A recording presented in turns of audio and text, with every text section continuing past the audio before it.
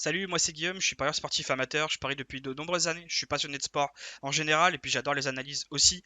Donc sur cette chaîne YouTube, on fait beaucoup d'analyses, on fait aussi beaucoup de paris sportifs et on essaye aussi d'avoir un bon point de vue sur les choses. Donc on essaye toujours de minimiser nos impacts. Donc je t'invite à regarder un petit peu mon contenu sur la chaîne et puis t'abonner si ça t'intéresse. N'oublie pas la notification, comme ça tu vois mes vidéos qui sortent régulièrement.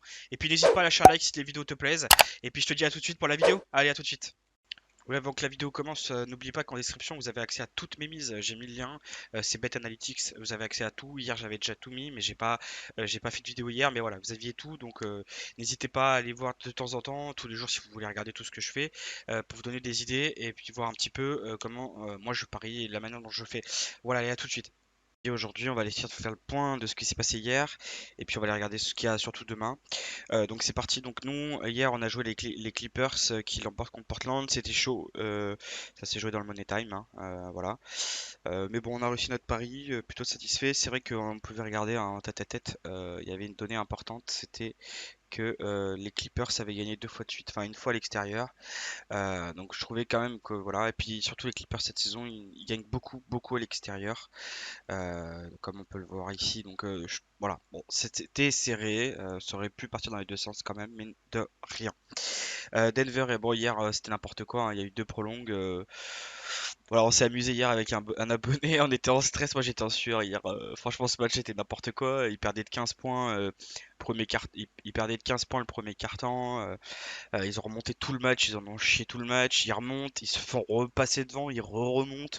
En prolongation, ils gagnent de 6 points à une minute de la fin. Ils se font remonter de 6 points. Deuxième prolongue, ils sont en 2 points de retard.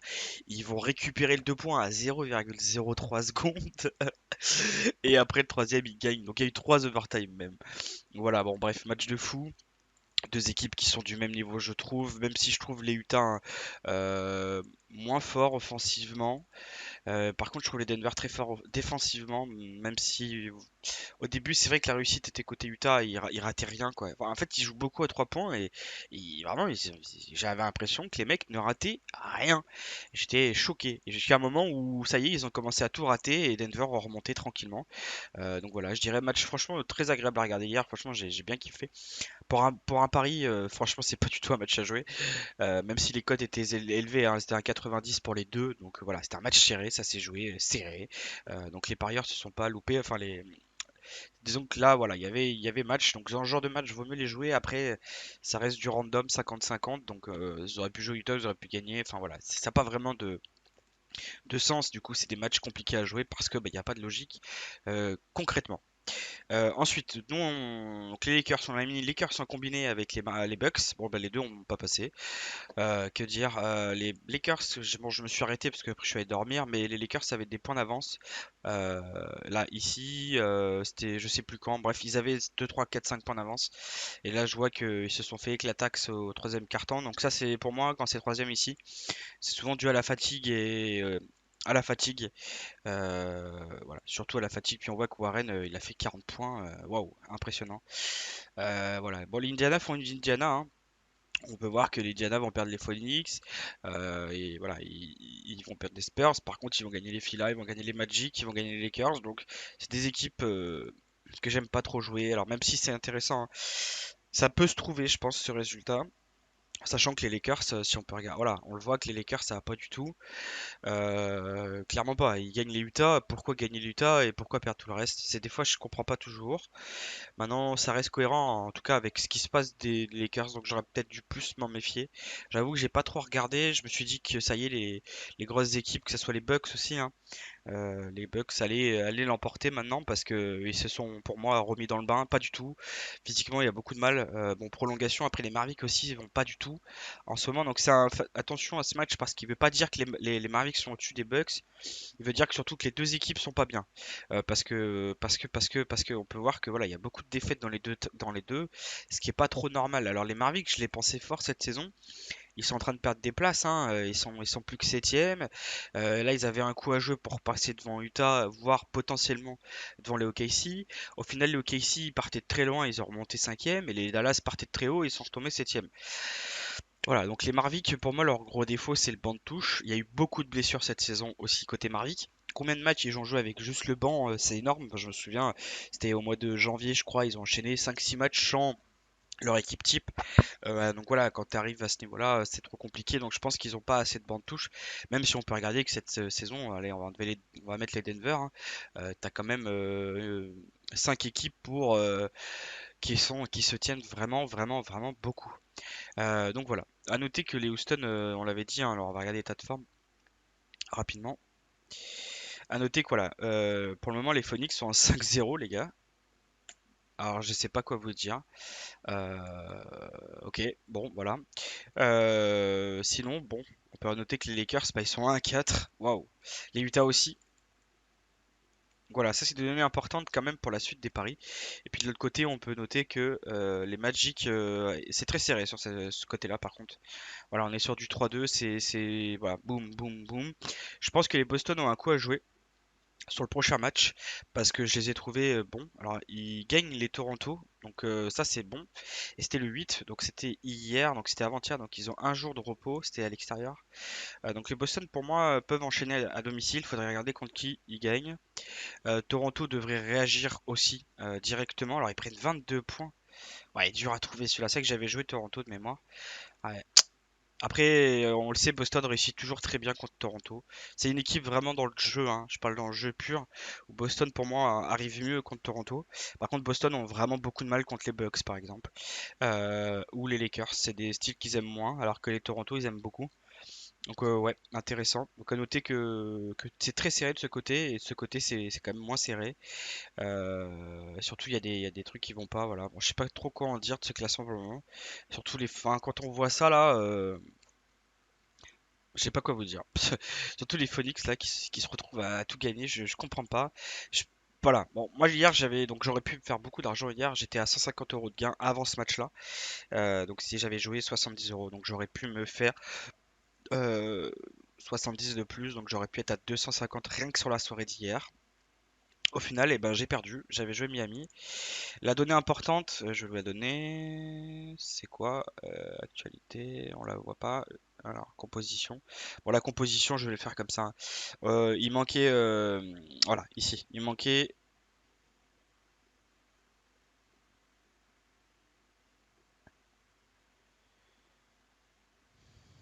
Bon, il manquait Butler.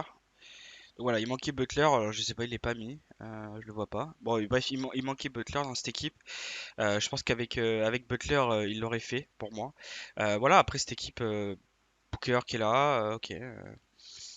Ils sont forts quoi. Enfin, j'aimerais bien regarder le déroulement du match. Euh, En résumé, il y a eu Miami qui sont au-dessus. Donc moi j'ai vu ça moi. J'ai dit ah c'est bien, c'est parti. Deuxième carton ça reste serré donc il n'y a pas de problème. Troisième ils sont un petit peu au-dessus et quatrième ils sont à 5 points donc ça se joue dans le Money Time mine de rien. Il y a eu match parce que je vois qu'il y a vraiment eu match. Par contre voilà, ce qu'on peut noter c'est que Booker est à 35 points. Ouais, bon, bah c'est Phoenix, faut s'en méfier, vraiment. Je sais pas ce qu'ils ont, mais bon, après, moi, je pensais que ça allait être ce match qu'ils allaient craquer, surtout que Miami, on peut regarder, hein. Euh, Miami, au global, ben, ils enchaînent beaucoup de défaites. Je me suis dit, bah attends, ils vont quand même enfin enchaîner contre une équipe, ça va être les Phoenix. Là, il manque Butler et ils enchaînent pas. Ça aurait pu le faire, maintenant, c'est surtout les Phoenix hein, qui devraient pas être à cette place-là, mais bon. Après, je crois qu'effectivement, hein, les Phoenix ont un coup à jouer sur les Grizzlies, hein, donc effectivement, il faut qu'ils donnent tout. Ils peuvent finir huitième. Après, ils vont finir huitième, bah, pourquoi pas, hein, mais voilà, ils ont un coup à jouer contre les Memphis. Et ils sont pour moi, là, pour le moment, ils sont bien partis pour aller le faire. Voilà, donc intéressant. Après, bon, les Bucks Mario, on a déjà fait le débrief là-dessus, hein, donc rien à dire de plus.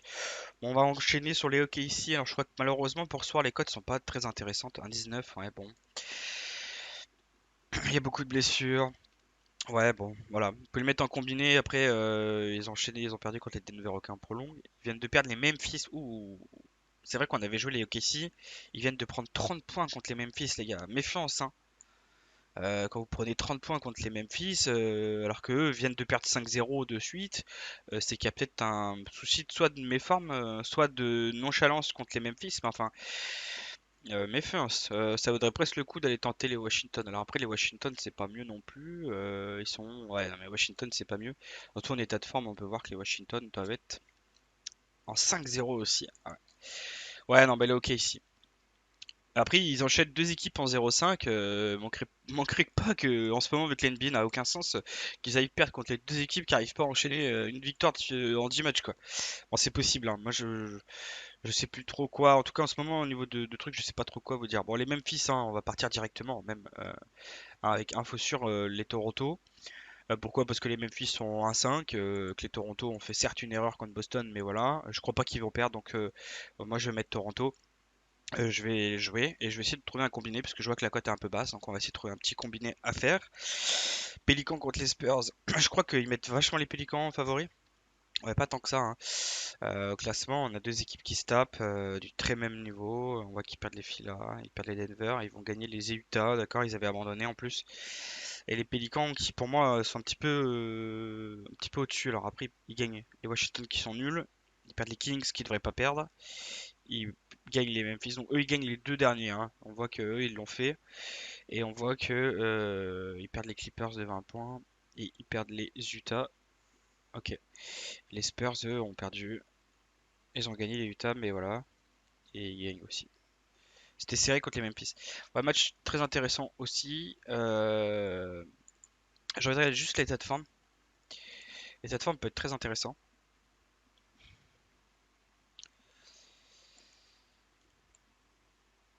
Ah, il y a quand même vachement plus de points côté Spurs. Pas joué les mêmes équipes. Je reste d'avis quand même que les Pélicans devraient le faire.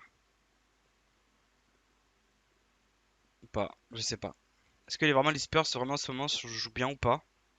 Je sais pas. Franchement, pas évident. Les cotes sont trop basses. Ça aurait été un 70, un 70, ça aurait été intéressant. Là, c'est beaucoup trop bas.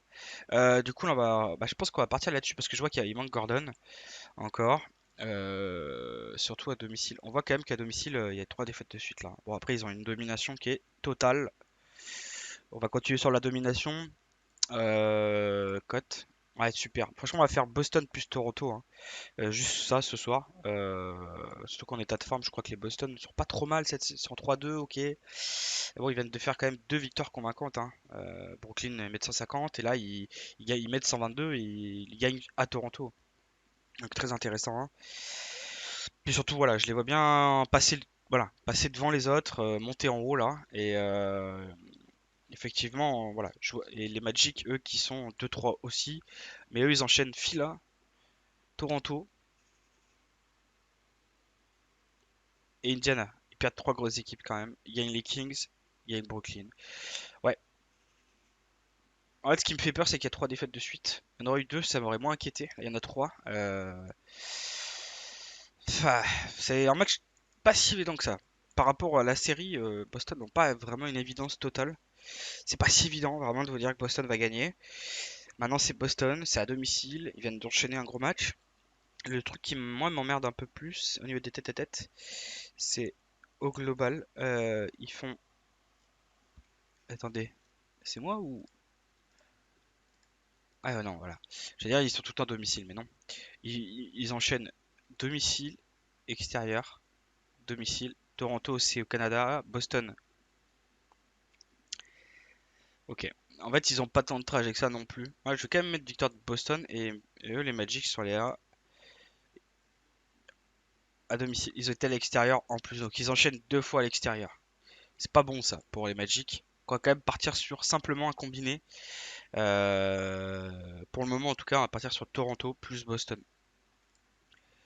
Ensuite, on a Portland Phila. Oh là, c'est dur à jouer ça aussi. Il manque Simmons. Bon, attention aux blessures. On connaît un Phila ont toujours des blessures de dernière minute en tête à tête. On voit que Portland sont en nette domination, hein, contre les Phila. Il y a voilà, il y a une logique de suite.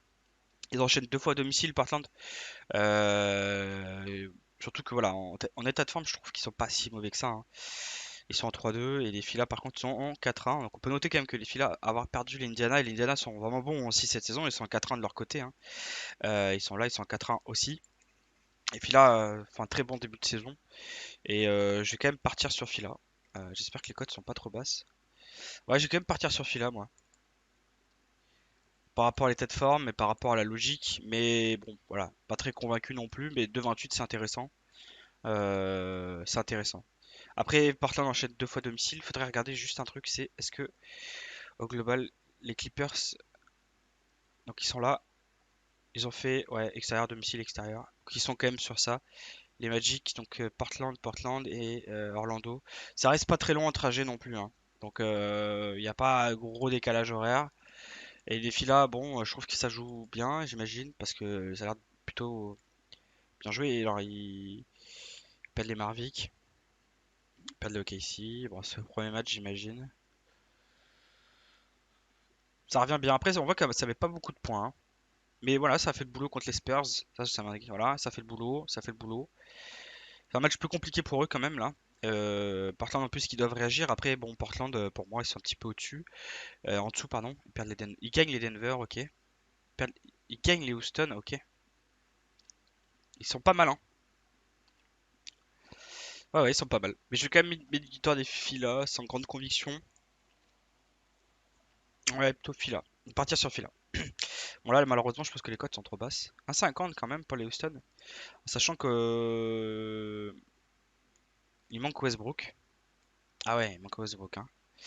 Attention, je vous le dis, on le sait, en état de forme, on peut regarder une dernière fois, hein, mais état de forme, on le sait, hein, les Kings, je crois qu'ils sont pas mal. Ah, ils sont à 4. Ah oui, c'est vrai qu'on se fait bait.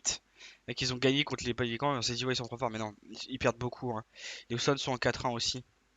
Ils vont juste perdre contre les Portland. Portland, on en a dit à méfiance, Portland, hein. Donc, voilà. Je vais quand même suivre la logique de mettre pour moi un bon début de reprise pour les, euh, pour les Fila. Donc je vais quand même mettre victoire de Fila. Et là, on va quand même continuer la logique des. Alors, on va éviter ce match parce qu'il y a Westbrook qui est absent. On va attendre la composition.